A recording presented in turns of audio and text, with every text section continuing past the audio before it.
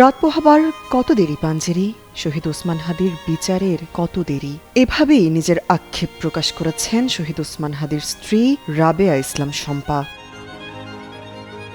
গেল 12 ডিসেম্বর রাজধানীর বিজয়নগরের কালভার্ট এলাকায় গুলিবিদ্ধ হন ইনকিলাব মঞ্চের মুখপাত্র এবং জুলাই গণঅভ্যুত্থানের নেতা শরীফ ওসমান বিন হাদি। গেল 18 ডিসেম্বর চিকিৎসাধীন অবস্থায় ওসমান হাদির মৃত্যু হলে স্তব্ধ হয়ে যায় গোটা দেশ। তার হত্যার বিচারের দাবিতে রাস্তায় নামে লাখো মানুষ। তবে খুনের এতদিন পার হলেও বিচার প্রক্রিয়ায় দৃশ্যমান অগ্রগতি না হয় আক্ষেপ প্রকাশ করে আবেগঘন স্ট্যাটাস দিলেন ওসমান হাদির স্ত্রী রাবেয়া ইসলাম শম্পা।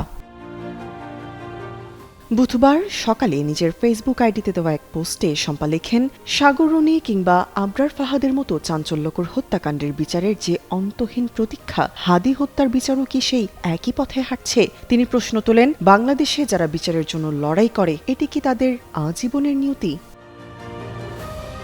শম্পা হুঁশিয়ারি দিয়ে বলেন, শহীদ ওসমান হাদির বিচার নিশ্চিত না হওয়া পর্যন্ত তারা রাজপথ ছাড়বেন না। বিচার প্রক্রিয়ায় দেরি হওয়া মানেই ন্যায় বিচারকে অস্বীকার করা। তার মতে হাদি কেবল একটি পরিবারের সম্পদ ছিলেন না, তিনি সারা বাংলাদেশের মানুষের হয়ে লড়াই করেছেন। তাই বিচার কাজ যত দেরি হবে, দেশের জনগণ তত বেশি ঐক্যবদ্ধ হয়ে দাবি আদায় করবে।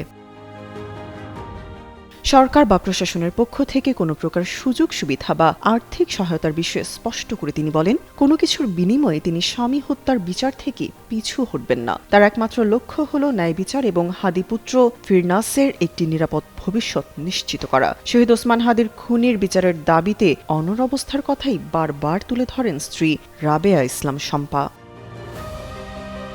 তামান্না তাবাসসুম, যুগান্তর নিউজ।